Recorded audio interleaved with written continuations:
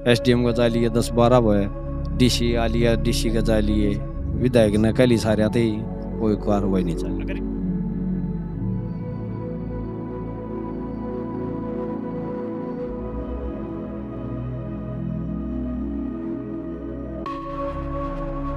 नमस्कार, मैं हूं अमन पिलानिया। पूछती है जनता एपिसोड के तहत फिलहाल हम बड़ौदा विधानसभा के बड़ौदा गांव में आए हुए हैं। बड़ौदा मोर गांव है। यहाँ पर काफी दिनों से गांव वालों को समस्या का सामना करना पड़ रहा है। आप देख सकते हैं, आपको ट्रैक्टर दिखाई दे रहा है जो पानी के अंदर से जा रहा है। यह तालाब है, यह मेन सड़क या मेन गली बोल सकते हैं गांव की, जो खेतों से होकर गुजरती है। खेतों में जाना इस गली से शमशान घाट पर भी जाना होता है। कुछ दिन पहले सोशल मीडिया पर एक वीडियो वायरल थी जिसमें दाह संस्कार के लिए गांव वाले एक शव को लेकर जा रहे थे और इस पानी से गुजर रहे थे। तो सोशल मीडिया पर हमें सूचना मिली और आज इस गांव में आए हुए हैं। यहाँ की समस्या दिखाएंगे, गांव की मेन समस्या क्या क्या है, गांव में समस्या, यहाँ पर गांव वासी हैं उनसे भी बात करेंगे कितना परेशान होना पड़ रहा है, जो ये समस्या है क्या समाधान चाहते हैं सरकार से। राम राम। राम राम भाई साहब। ये समस्या कब से है जी? या तो 2.5-3 महीने तो दाऊ वाली है, जब से भरा है ये रास्ता। ये जो मेन गली है शमशान घाट में जाने की, ये मेन रास्ता है, शमशान घाट को जाता है, फिर आगे खेतों में भी जाता है। एक ही रास्ता है ये। और इस पर 5-6 मौत हुई, वो यहीं के गुजरी। गोडे गोडे। जैसे बारिश की वजह से और ज्यादा पानी हो गया है, तालाब भी है ये, तो कुछ सरकार समाधान करती है? कोई गांव वाली पंचायत गई है सरकार के पास? कुछ नहीं करते। जाली है, करा का बार जाली है। एसडीओ भी आ लिया, डीसी भी तई आ लिया आड़े देखने। हाँ, आगे पड़ी खोल दी नहीं उनका श्यांकन।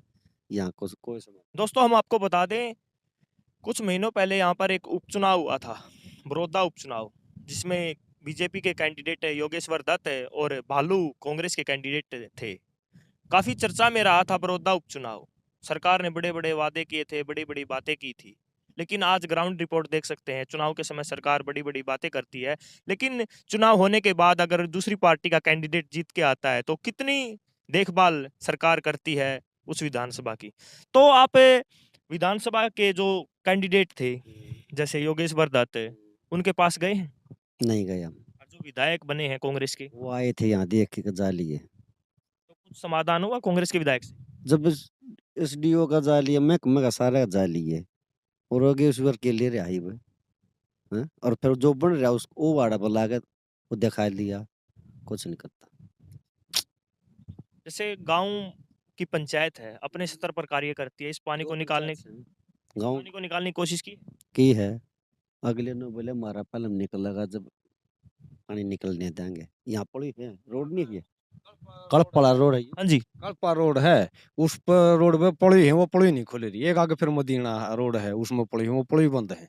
वो खुले बरी पानी हमारा उतरे नहीं। इससे उम्मीद है कौन समस्या दूर करेगा? कुछ समस्या तो मैं कमाई करेगा, सरकार करेगी, और कौन करेगा? ये हमारा बताऊंगा हम तो हम कर लिया हूँ इतना ही। ये तो सरकार करेगी जो कि मैं करेगी। विधायक अपने स्तर पर कार्य कर रहे हैं? विधायक इसकी कि मैं जाली जान देने का चलती नहीं मेरी सरकार नहीं।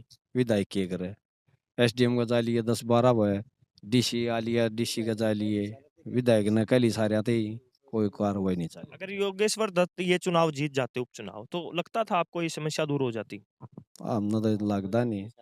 गरीबी भी सही है। हाँ, पहले जीत उन्होंने किम करया नहीं, ये वो ओके करो। गांव में और क्या क्या समस्या है? गांव में तो नरी समस्या सबसे ज्यादा तो पानी की है। सेम की समस्या हो? हाँ, सेम की। पहले भी थी ये सेम की समस्या, अब ज्यादा हुई? अब 2 साल से ज्यादा हुई।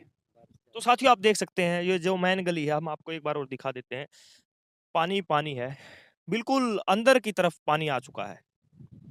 मैन गली है ये, गांव बड़ौदा की। शमशान घाट है, इसी गली से होकर गुजरता है। यहीं से लोगों को जाना होता है, किसी का दाह संस्कार करना होता है या खेतों में जाना होता है। काफी समस्या का सामना करना पड़ रहा है गांव वालों को। मेन रास्ता ये गांव बड़ौदा का है। कुछ से समय पहले विधानसभा का चुनाव हुआ था। सरकार ने बड़े बड़ी वादे, बड़ी बड़ी बातें की थी, लेकिन यहाँ से कांग्रेस के उम्मीदवार इंद्रजीत नरवाल उर्फ बालू जीत कर आए थे। तो गांव वालों का कहना है कि उनकी भी अच्छी चल नहीं रही है। विधायक के पास जाते हैं, विधायक डीसी को बोलता है या एसडीएम को बोलता है, तो उनका कहना है कि उनकी अभी चल नहीं रही है, सरकार नहीं है। तो फिलहाल गांव बड़ौदा की अन्य समस्या भी आपको दिखाएंगे। पहले मेन समस्या ये पानी की थी, गली पर पानी आ गया है, तो दूसरी समस्या से अवगत कराएंगे आपको। साथियों, अभी फिलहाल बड़ौदा गांव के जो स्टेडियम है उसमें आ चुके हैं। आप हालात देख सकते हैं बड़ौदा गांव का जो स्टेडियम है। एक बार कैमरामैन को कहूंगा कि जो स्टेडियम की तरफ दिखाया जाए, पानी ही पानी है। सरकार के बड़े बड़े वायदे फैल हो रहे हैं। किस प्रकार बच्चों को परेशानियों का सामना करना पड़ रहा है। एक तरफ तो सरकार बड़ी बड़ी बात कहती है, खेल के नाम पर राजनीति करती है कि हमने बच्चों के लिए ये सुविधा की है, वो सुविधा की है। लेकिन आप बड़ौदा गांव के हालात देख सकते हैं। उपचुनाव के दौरान यहाँ पर मंत्री संतरी सभी एमएलए बड़ौदा में आए थे वोट मांगने के लिए, बीजेपी प्रत्याशी के लिए। लेकिन अभी आप हालात देख सकते हैं। आपने पहले गली की हालात देखी, जो मेन गली थी बड़ौदा गांव की, कितनी परेशानियों का सामना गांव वालों को करना पड़ रहा है। यहाँ पर युवा बच्चों को भी सामना करना पड़ रहा है। अभी हमारे साथ बड़ौदा गांव के नागरिक नवीन बड़ौदा है, उनसे भी बात करते हैं कितनी परेशानियों का सामना गांव वालों को करना पड़ रहा है। राम राम जी। राम राम भाई। जो समस्याएं हैं गांव में, पहले भी समस्या आपने गली की देखी, अभी फिलहाल स्टेडियम की समस्या है, तो क्या क्या परेशानियों का सामना करना पड़ा है गाँव वाले को। भाई साहब परेशानियाँ की तो मान ले कोई कमी नहीं रह रही। नरक बन गया है गाँव बिल्कुल। मतलब शमशान घाट का तो आखिरी आदमी की वो होती है, आखिरी रास्ता होता है, वो भी कितना कठिन हो गया है। उसके बाद मेडल की उम्मीदें हैं सरकार को, और मेडल का जो नर्सरी है वो देख लो आप किस हालत में है। और इतना बड़ा गाँव है, मान ले 200-300 बच्चे एक टाइम में इस पर रेस मारा करते, और आर्मी की भर्ती आ रही है अब, और उनको रेस मारने की अभी भी जगह नहीं है, और इस मेन रोड पे वो रेस मारते हैं। तो आप इन रोड पे रेस लगाते हैं तो दुर्घटना का ज्यादा खतरा नहीं है? बहुत खतरा है, और 2-3 हादसे हो भी चुके हैं, क्योंकि रफ ड्राइविंग है और बहुत लफड़े हैं, तो बहुत समस्या आती है उनको भी। और जो दूसरे साइड वाले रोड हैं वो इससे खराब हैं, वो तो पैदल चलना भी कठिन है। एक यही रोड था जो अभी उपचुनाव के बाद बना है, ले ले दे के, लेकिन इसकी भी हालत ऐसी है कि बालक इस पे रेस नहीं मार सकते ढंग से। गाँव को बिल्कुल नरक बना दिया है, बिल्कुल नरक हो गया है। जैसे अभी हम बात करें, जो पानी ही पानी है यहाँ पर मैदान में, पंचायत इसको निकालने की कोशिश नहीं करती अपने स्तर पर? पंचायत है इसको निकालेगी कहाँ? जो पीछे खेत हैं वो 4-4 फुट पानी खड़ा है, उधर खेत है, उधर पानी खड़ा है। इधर है घर है, उधर किधर निकालेगी, जगह ही नहीं निकालने की। कोई आज तक निकासी का या जहाँ ये पानी जा सके ऐसा कोई प्रबंध ही नहीं कर पाई। भालू जी यहाँ पर विधायक हैं कांग्रेस के, तो उनसे क्या उम्मीद करता है गांव का नागरिक या गांव के बच्चे, क्या उम्मीद करते हैं उनसे? बालू विधायक तो है, पर ये लगा लो भाई गरीब की छोरी है और ठाडे घर ब्याही गई, तो कोई नहीं उसकी सुनवाई नहीं है। और मैं तो कहूँ उसने शर्म हो ना तो इस्तीफा दे देना चाहिए अपनी, पत्ता एक उपचुनाव और ले लेगा बड़ौदा। और मैंने कहूँ उपचुनाव के सड़क हो गया था वो तो, पिछला साल खेता में पानी कटवा दिया था, और गाँव का भी लिकड़ गया था। तो हमने मतलब आपका कहने का मतलब है जब जब उपचुनाव होते तभी काम होते हैं, वरना काम नहीं होते? पिछले साल आप ये प्रशासन की मैं बताऊँगा, कार्यतत्परता तो ये थी कि भैंस गोबर भी कर दी थी प्रशासन, उसने समझ ले जाया करता। उपचुनाव की बता रहा हूँ मैं आपको, और इस साल आप देख लो क्या हालत हो रहे हैं। तो मतलब सरकार तो कतई है ही नहीं यार, ये मान के चलो। कहीं न कहीं बीजेपी सरकार भेदभाव कर रही है बड़ौदा विधानसभा के साथ। भेदभाव कर रही है भाई, किसानों का गाँव है, किसानों के साथ खड़ा है, ये भी फैक्टर है यहाँ पे। और बीजेपी को वोट नहीं दी, ये मान लो भाई कांग्रेस का गढ़ कह लो चाहे इसको, पुराना लोकदली गढ़ था लेकिन अब कांग्रेस का गढ़ कहते हैं इसको। ये भी भेदभाव का एक कारण हो सकता है, लेकिन भेदभाव ज़रूर है, और नहीं तो ऐसा नहीं कर सकती सरकार। योगेश्वर दत्त 2 बार चुनाव लड़ चुके हैं यहाँ से, दोनों बार हार चुके हैं। लेकिन वो एक खिलाड़ी रह चुके हैं, उनसे क्या उम्मीद करते हैं कि जो खिलाड़ियों की समस्या देखेंगे वो? तो खिलाड़ी तो देखो राजनीति मान लिया, खिलाड़ी तो अब रहा है नहीं, वो एक सफल राजनीतिक हो चुका है। और राजनीति का जैसे ही उसके लिए मौसम आएगा, पैराशूट से यहाँ आके उतर जाएगा। जैसे ही अपना इलेक्शन गया, सामान लपेटा है, वापिस अपने स्थान पर पहुंच जाएगा, लेकिन उसको लखाने की भी जरूरत नहीं है। ये पहलवानों का प्रसिद्ध गांव बड़ौदा, योगेश्वर खुद पहलवान, लेकिन एक भी काम ऐसा कर दिया होगा उसने भाई ओलंपियन के नाते, या उसका हल्का है उस नाते, कुछ भी नहीं है। उम्मीद भी नहीं करते हम तो उससे। तो साथियों देख सकते हैं आप, जो बड़ौदा गांव के नागरिक हैं, पहले भी उन्होंने अपनी समस्या बताई, अब स्टेडियम को लेकर भी समस्या बताई है। एक नागरिक और हैं, उनसे भी बात करने की कोशिश करेंगे कि क्या-क्या समस्याओं का सामना उनको करना पड़ रहा है, तो उनसे भी हम बात करने की कोशिश करेंगे। राम, राम जी। राम राम जी। जो परेशानी है, गाँव में बहुत सी परेशानियाँ बताई गई हैं, स्कूल की भी बताई गई है, स्कूल में भी साफ-सफाई नहीं है। तो क्या-क्या समस्या का सामना आप लोगों को करना पड़ रहा है? सर, ये पानी की निकासी का तो गाँव में बहुत ही बड़ा वो समस्या आ चुकी है, क्योंकि 2-3 साल से पिछली बार भी ऐसे ही पानी भर चुका था। पूरी सर्दियाँ बीत चुकी थी। उसके बाद जो है ना पानी अपने आप जो नीचे जाता है, पानी का जल स्तर जो नीचे जाएगा ना तब पानी का साफ होगा ये, तब तक इसका कोई समाधान नहीं है। गाँव वालों का कहना है कि सेम की समस्या 2 साल से ज़्यादा हुई। हाँ, 2 साल जो मतलब लाले ये जल बढ़ता जा रहा है, 2 साल से ज़्यादा आए साल जो 5-7 एकड़ जो ज़मीन आगे चली जाती है। नु मान लो अब की बार जो है ना हमारा लगभग 50% एरिया जो है ना गेहूँ की बुआई के बगैर रह जाएगा। क्योंकि ये पानी की निकासी और गाँव की निकासी का जो समाधान है, पिछली बार भी ये समस्या आई थी, एसडीएम वगैरह डीसी साहब भी आए थे, एसडीएम भी आए थे, उनके सामने रखी थी ये समस्या।